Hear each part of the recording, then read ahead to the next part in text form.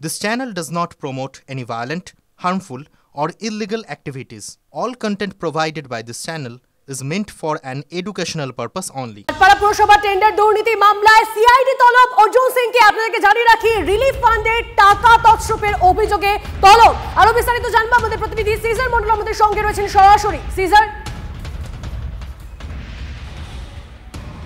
প্রাক্তন বিজেপি সাংসদকে ফের সিআইডি তলব করা হয়েছে। আজকে 12:30টার মধ্যে সিআইডি সদর দপ্তর অর্থাৎ ভবানী ভবনে তাকে ডেকে পাঠানো হয়েছে। যেটা প্রাথমিকভাবে জানা যাচ্ছে, ভাটপাড়া পুরসভার চেয়ারম্যান থাকাকালীন পুরসভার যে একটা রিলিফ ফান্ড ছিল, সেই রিলিফ ফান্ডের তছরূপের মামলায়, যেটা ভাটপাড়া থানা 318 নম্বর মামলা, 2020 সালের মামলা, যে মামলার প্রাথমিকভাবে তদন্তভার গ্রহণ করেছিল ব্যারাকপুর গোয়েন্দা বিভাগ, সেই মামলা পরবর্তীতে সিআইডি তদন্তভার গ্রহণ করে এবং সেই মামলাতেই জিজ্ঞাসাবাদের জন্য অর্জুন সিংকে ডাকা হয়েছে। গতকাল অর্জুন সিংয়ের ছেলে পবনকে ডাকা হয়েছিল অন্য একটি মামলা তদন্তের জন্য। সে পবন আসেননি, কিন্তু আজকে অর্জুন সিং খানিকক্ষণের মধ্যেই এসে পৌঁছবেন এমনই তিনি জানিয়েছেন। এবং এই মামলায় তাকে এর আগেও কয়েক দফা জিজ্ঞাসাবাদ করা হয়েছিল।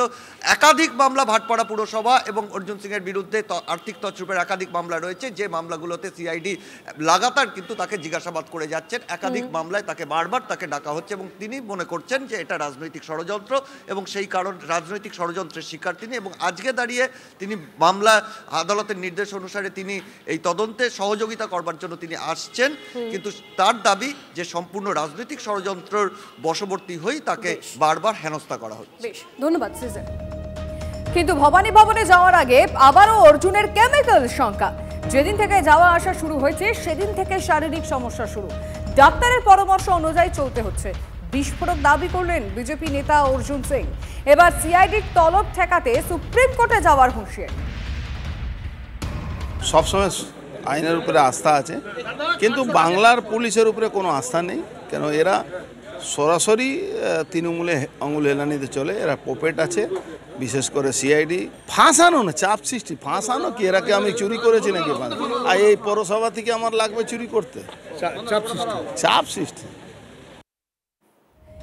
কেমিক্যাল সংখ্যা এখনো রয়েছে অর্জুন সিং এর, এবং যেদিন থেকেই ভবানী ভবনে তার যাতায়াত শুরু হয়েছে তবে থেকেই তার শরীর খারাপ হতে শুরু করেছে। আপনাদের মনে থাকবে অর্জুন সিং বলেছিলেন রাশিয়া থেকে সেই কেমিক্যাল আনা হচ্ছে এবং কোথাও গিয়ে যেখানে তিনি বসবেন চেয়ার টেবিলে সেই কেমিক্যাল রাখা হতে পারে, এরকম একটা আশঙ্কার কথা বলেছিলেন অর্জুন সিং যেদিন প্রথমবারের মতো ভবানী ভবনে তিনি হাজিরা দিতে গিয়ে যাচ্ছিলেন।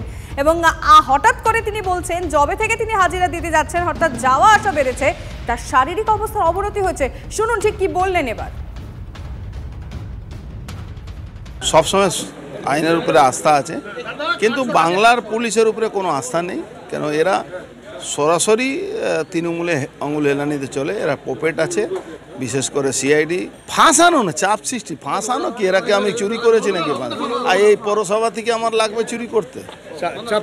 চাপ সৃষ্টি।